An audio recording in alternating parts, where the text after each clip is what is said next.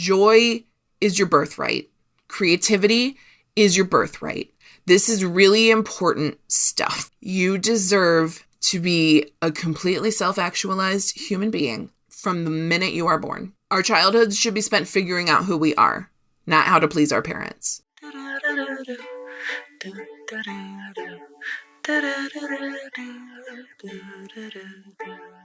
Happy Friday, Neurodivergent Creatives. Today, we're talking about Maslow's hierarchy of needs and the fact that I'm going to completely break it and turn it on its head and teach you something completely different. Excellent. We are going to be talking about your hierarchy of creative needs. So, part of unlearning hustle culture, productivity culture, all this pressure to go, produce, perfect, profit is releasing those assumptions about worthiness and desires and needs that we have. So we have kind of been raised in a culture that says if you desire something, if you covet, that's sinful. It's wrong. It's bad. You should feel guilty and ashamed of that. I disagree. I think that having desires and wants is a normal human thing and that it motivates us. If you see a piece of art and you're like, I want that art,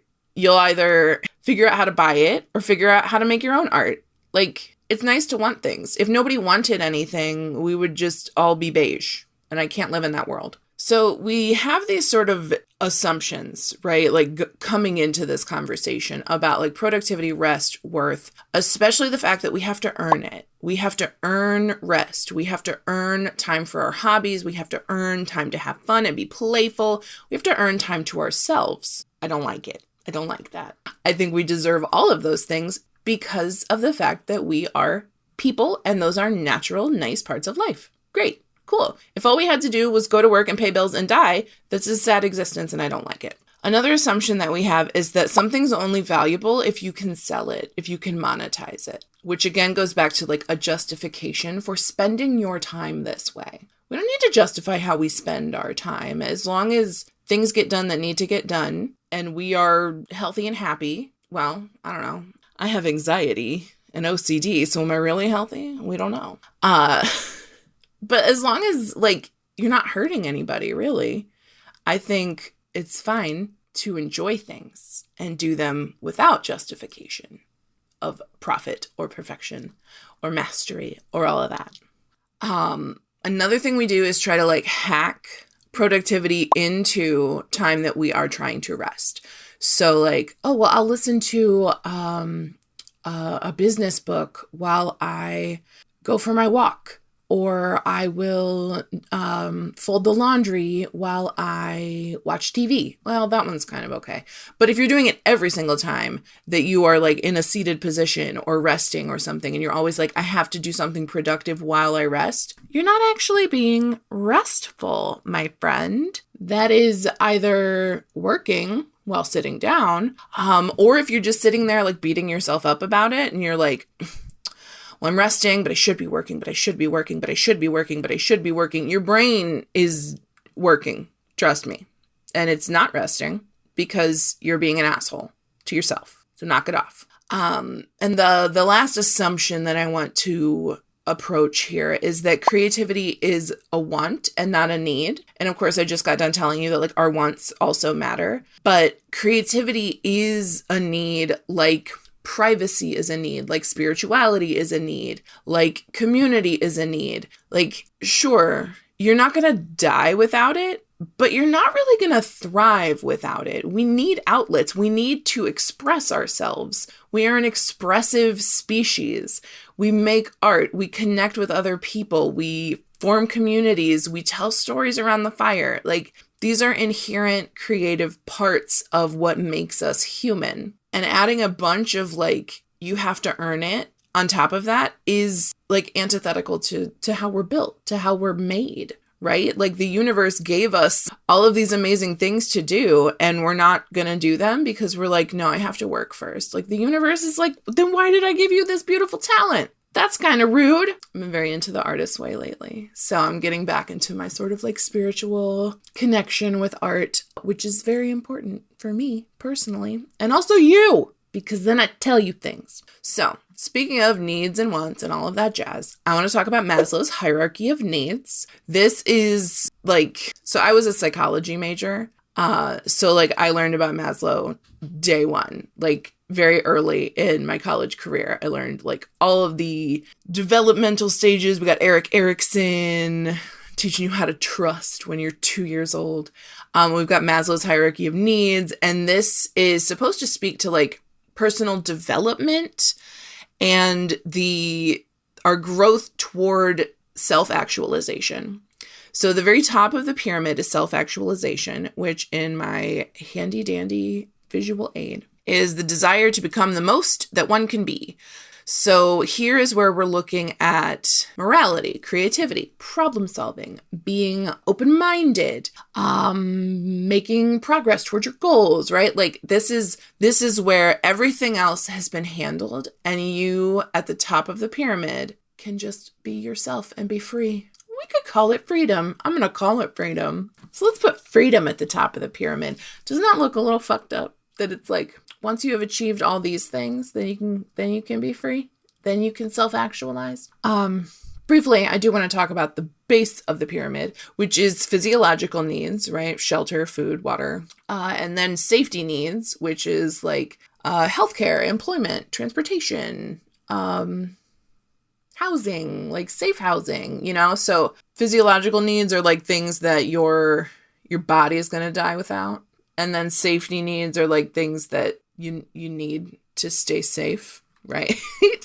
And then we have love and belonging, which is like community, intimacy, partnerships, relationships, friendships, all of that. And then esteem, which includes respect, for and from others, your self-esteem, confidence, your sort of like self-concept. And then up at the top of the pyramid is self-actualization. And the idea here is that like you can't really focus on your self-actualization. You can't really do those freest things without the base parts of the pyramid. And the problem that I frequently have with things like this is like, this should be looked at systemically. This should be like, all people need to have their needs met. Like if we were guaranteed our physiological and safety needs at the base of the pyramid, then we could just focus on building community, building our self-esteem, and doing the things that make us free. And those are sort of like all interchangeable for me. Like that's all part of my needs are met, and now I can be a person. Now I can do the things that make me human, right? Because other animals are going around and they're like, if I've got food and I've got a hole to live in, I'm pretty good, right?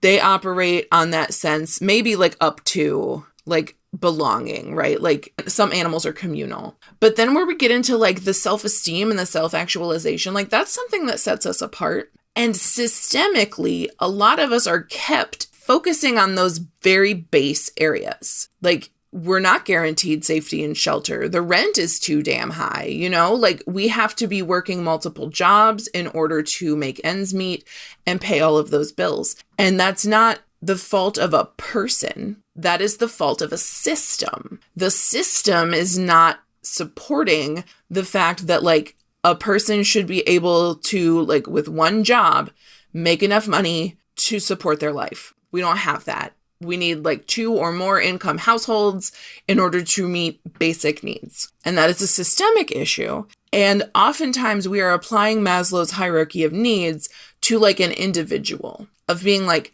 your self-actualization comes after you work on your belonging in the community and your esteem. And once you make sure that all these other things are met. I don't like it. I've got things to say. So the pyramid shape of the hierarchy, I think, implies that like you must form the base and all the subsequent tiers of the pyramid before you can achieve the topmost rung, the self-actualization. So self-actualization then like appears to be an end goal. But what if you are already... You've got everything met, you're finally self-actualizing, and then you lose your job, you lose your house, you lose your car, it gets totaled, whatever. There's a blight on the crops and there's no food. Like, are we now no longer creative creatures? Are we now no longer able to self-actualize because now we have to go do these other things? That's why Maslow's hierarchy needs to be looked at as a systemic issue. It is not something that like one person can apply to their life. So the hierarchy of needs also looks like a step-by-step process, but like you need all those things at once. It's not like if your electric gets shut off, like you can't make time for friends now. You're like, no, I can't do my community and belonging needs right now. I have to focus on my safety needs, my physiological needs. And like that, maybe I'm just taking the pyramid too literally. That might be the case. I am autistic, so I might just be taking that too literally. However, what I really want to talk about is that Maslow learned this from somewhere. And we usually don't talk about that when we learn about Maslow. So Maslow went and studied and observed the Blackfoot Nation, an indigenous culture. And they have this perspective of, it also looks like a pyramid, but it's more like a teepee, it's more like, and it only has 3 layers instead of like the 5 layers of Maslow's hierarchy. And self-actualization forms the base. And then it's community actualization. And then it is cultural perpetuity. So the Western application of this, the Maslow application of this is like you get your individuality later. You get your individuality after all the base needs have been met. And then in the indigenous perspective, the First Nations perspective, we start by letting people be who they are. We start with self-actualization. And upon that, we build a culture and a community of people who know who they are and who are free to be who they are.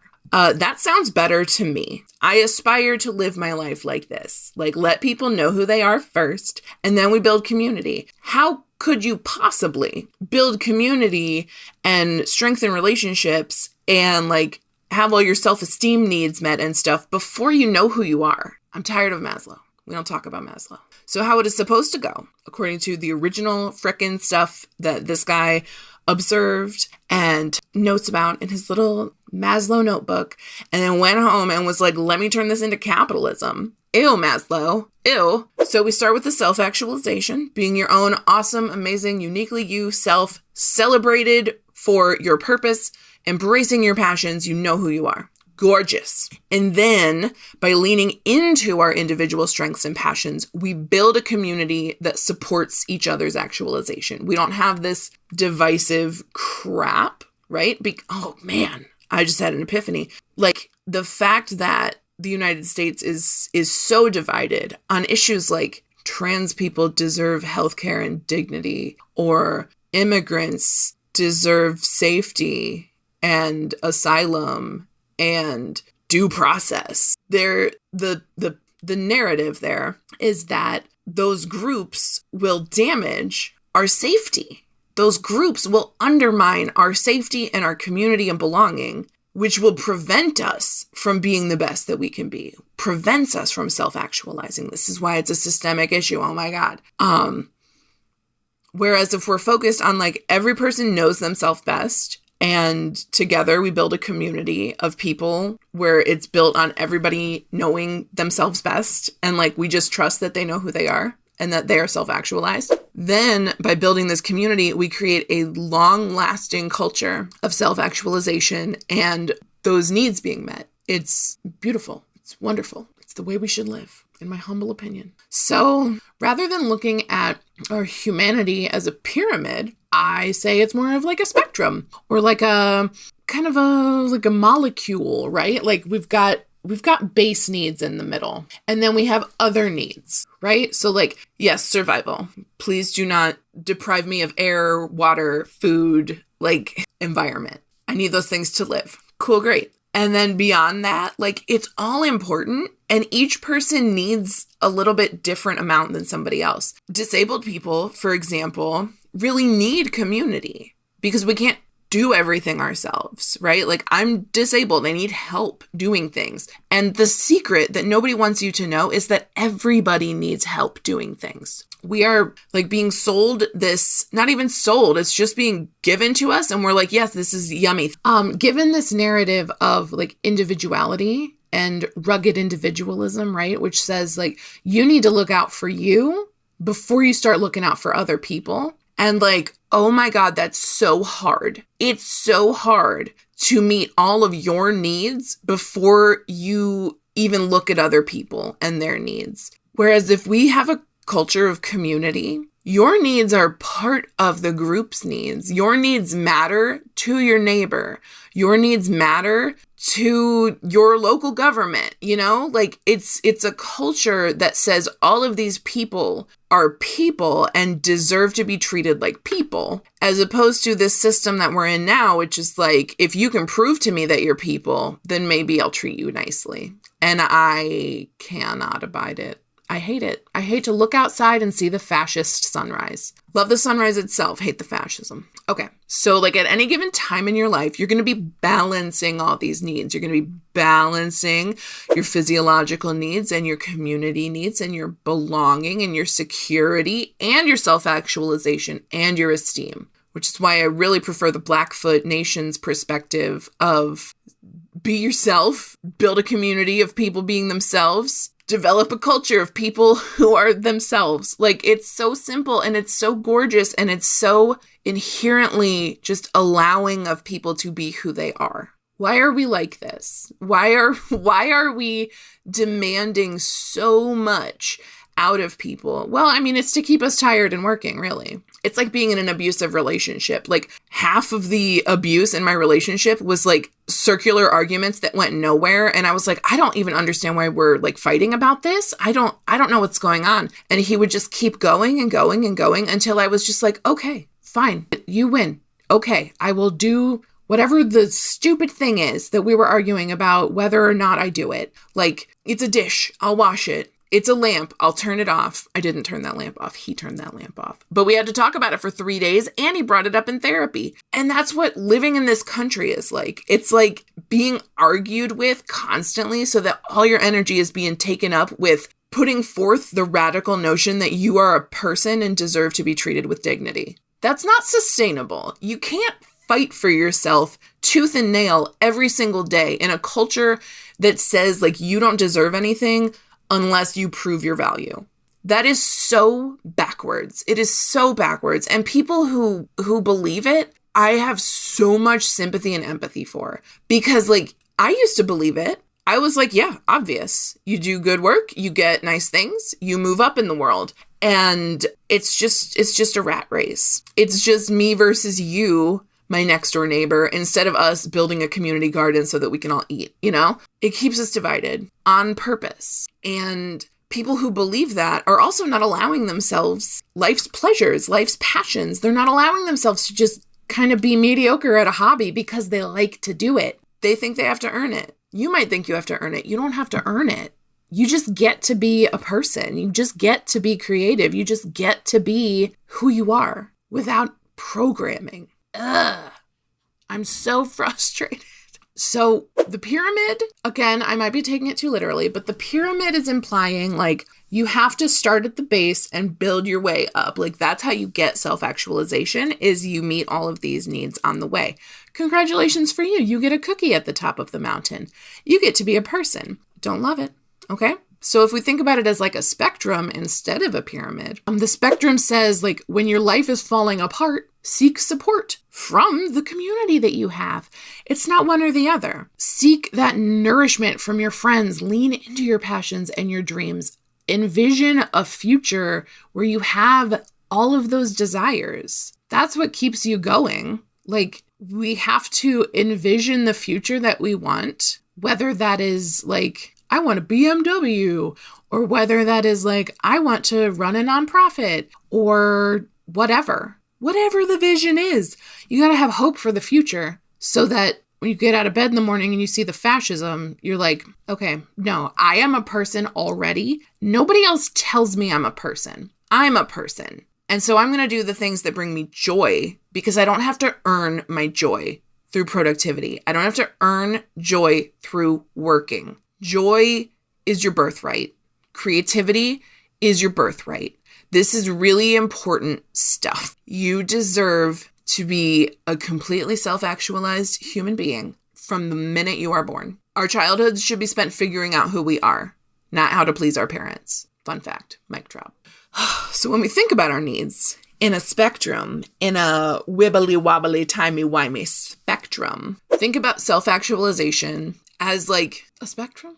I'm trying to come up with like another word, but like, how do you focus on your growth and betterment? How much energy do you have for that right now? If you're working on things like getting a better paying job or fixing like a current problem, saving up for a big expense, maybe you're not thinking about like your personal betterment right now. That's okay. You're allowed. You don't have to be thinking about it all the time. You have the option to think about it whenever you want. You don't have to think about it all the time. I'm not saying just navel gaze and be like, how can I become my best, most actualized person? I have to do this before I do anything else. No, it's just allowed to be in there. What makes you feel like you? What are your creative drives and desires? Like, what makes you feel really good? And it doesn't have to be something that you're good at because you took lessons for 1,000 years as a kid. If your parents were like, you're going to learn to play piano, and you're now an adult and you're like, I don't want to play piano. I want to play bass. I always wanted to play bass and you never let me play bass because you said it was grungy and dirty. Fuck off. Go buy a bass. I love you. I love that for you. Get it. You don't have to play piano. It's nice that you know how. I love that for you. But like, if you are still trying to please somebody in your mind with your hobbies, then I don't think that they're your hobbies. You know, like those are a hobby that you developed to placate somebody else. And you don't got to do that. We don't have to do that. What matters most to you? Like, what is your motivation? I'm like looking around in my background to be like, what motivates me?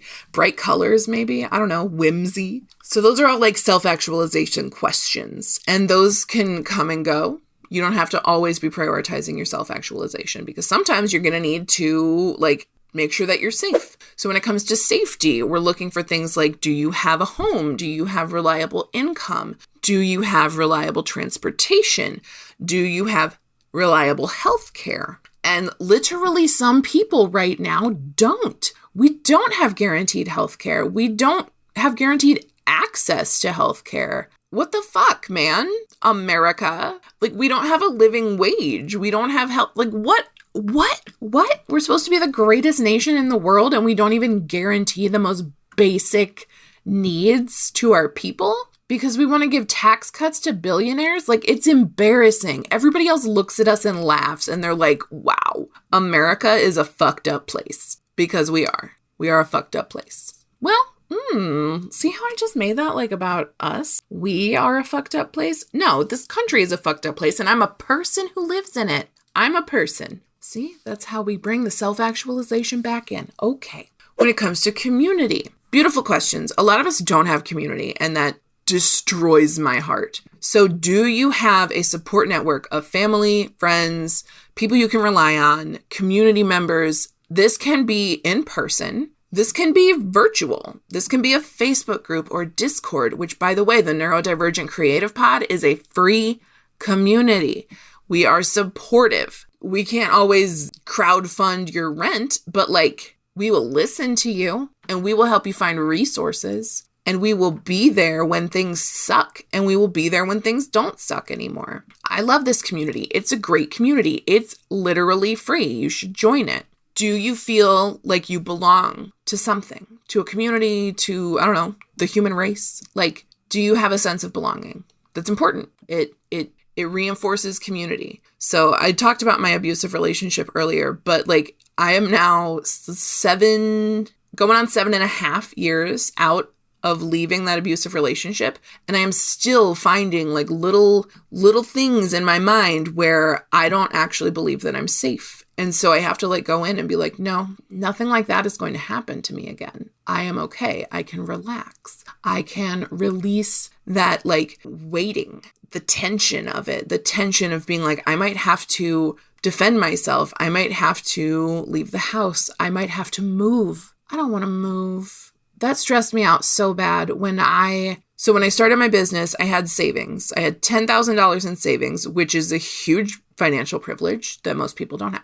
Like a lot of people don't have that. And then being a like first, second, third year business owner, I used some of those savings for money because I needed money, right? Makes sense. We need money to live in this society. In Star Trek, no, we don't. In the future, we're a post-scarcity society. Man, I love Star Trek. That can be your vision for the future. If you're just like, I'm just going to hold on till we get replicators so that I can have mashed potatoes whenever I want. As I got to the end of that savings, I started freaking out. Like, I did not know why. My whole body was just like, you're not safe. You're not safe. You're not safe. You're not safe. You're going to die. And through the magic of morning pages and journaling my brain out in the morning, I realized that it felt unsafe because I needed a little nest egg to leave my abuser. I needed that money to get safe. And so my body had not yet reconciled the fact that I am safe and that I belong to a community, to a household that will not kick me out, will not let me become homeless, will not let me go without food. Like, I live in a household that is its own little community. I belong. And that's safe. Now, of course, could something go terribly wrong and then just life sucks? Yes, but life's gonna suck. And then I will deal with it. I do not have to be hypervigilant and constantly preparing for something terrible to happen. I can just trust that I am safe right now. And that's something a lot of people don't have. I went through a lot of roommates, a lot of living situations where I didn't feel safe and I had to move a lot. And I am we've been in this house for 4 years now. That's the longest I've lived anywhere since I lived with my husband, my abusive husband. And fuck that guy. So I'm about to surpass that length of time next year, actually, I think, which is so nice. I love that for me. So back to our community needs. How do you support your need, whatever it may be, for social interaction? Are you a more social person? Are you a less social person? When you are feeling social, do you have people that you can talk to? Great. Love it. Especially for neurodivergent people, because some social cues and some friendship mechanics that a lot of people assume to be just inherent, baseline things are not necessarily. And so friendships between neurodivergent and neurotypical people can be difficult. But let me tell you, once you find a neurodivergent community, you're probably going to be set for life because we're great. And then physiological needs. How do you support your body's needs? How do you accommodate your disabilities? Do you have access to food and water? Literally access to food and water should be our first question. What is your access to food before we start policing well, how many leafy greens do you eat? Are you getting a wide variety of different colorful vegetables? I don't know, man. Do you live in a food desert and you have to take a multivitamin? Not everybody has the same access to food or clean water. Flint, Michigan just finished replacing their pipes. It is 2025. I don't even remember when the Flint, Michigan thing started, but they haven't had access to clean water in a good long while. And that's fucked up. That we live in a country that would let people not have access to clean water for that long. Ew. Anyway, consider your needs. Ask yourself those questions. Focus on what makes you feel like a person first. Consider your needs in your thoughts, right? When it comes to self-actualization, tell yourself, my desires matter. I am the one who determines my priorities. I am an artist. I am a writer. I am a musician. My work helps the world do something, right? My work helps the world heal. My work helps the world rest. My work helps the world see themselves. Those are beautiful beliefs to have that support your self-actualization and the fact that what you do in the world matters. Creatively, work-wise, whatever. Whatever you're doing matters because you're a person. And when we live in a community of people all being their favorite selves, I'm not going to say best selves because that implies there's a worst self. I don't like that. We're just people. We're just people figuring out how to be alive. Thoughts and beliefs to work on about community. I am loved. You are loved. You are an important part of your community. Your friends and you can rely on each other. My friends and I can rely on each other. That's one that I need because I freak out. I still freak out. And I'm I need to make sure that I can make it on my own. I don't. I never have to make it on my own again. That is not the life I live right now. I live a life where I have people. And that is so nice for me. I wish my brain would get the memo, right? We can release some of the fear, but it's a process. You are worthy of healthy relationships. Physiological needs. I take care of my body the best I can. I deserve to live in a space that makes me feel good. I'm worthy of rest because I am human. And with security needs, obviously these beliefs don't make sense if they're not true, but I am safe. I create my own safety. I survive. I am strong and capable. Beautiful, beautiful. So beyond this, knowing your own needs, your own, like what your spectrum looks like, like how much social interaction do you need? How much of this? How much of that? What are your signals? Like, your mind and body best. So what are the signals available to you that show you if you're feeling depleted in one of these areas in the spectrum of your needs? Not a hierarchy, spectrum. Build your own, not quite hierarchy, but your own little mixer board, your own little wibbly wobbly spectrum. You know yourself best. And that's the basis of how we build community, is people knowing themselves best. Like, good job. You're self-actualized already. Boing! I waved my magic wand. It's true. Okay, this was a bit of a longer one, so sorry if it took more of your commute than usual. But I love you, and I wanted to tell you all this amazing stuff. And I teach. This is actually a workshop that I've done before, and the replay of that lives in the Creatives Rebellion Vault over on Patreon. So if you are interested in more teachings about like uncoupling productivity from your worth, that's totally what's going on over there. We have a new workshop dropping every Friday, bonus mini episodes of the podcast dropping every Tuesday, and we have a weekly fireside chat get together. It's freaking dope. I hope to see you over there. $9 a month gets you all that. There's even a $3 tier if $9 is out of reach because of your hierarchy or spectrum of needs. Anyway, that's it. I love you. I'll see you later. Bye. They'll change your approach and tell you a joke to lighten your load and help you along, or sing you a song. Do-do-do-do-do, do-do-do-do, do-do-do-do, do-do-do-do.